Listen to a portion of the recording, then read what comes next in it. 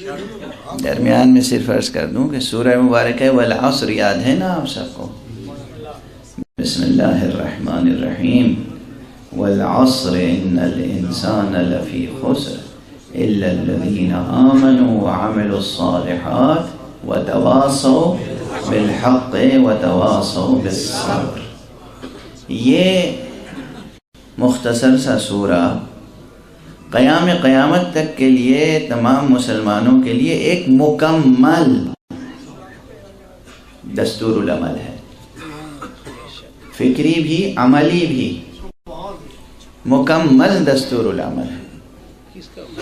اس دستور العمل میں عملی جز کیا ہیں؟ 4 جز ہیں: ایمان قبول کرنا، عمل صالح، اور حق کی تاکید کرتے رہنا ایک دوسرے سے، اور صبر کی تاکید کرتے رہنا. تشدد کہاں ہے؟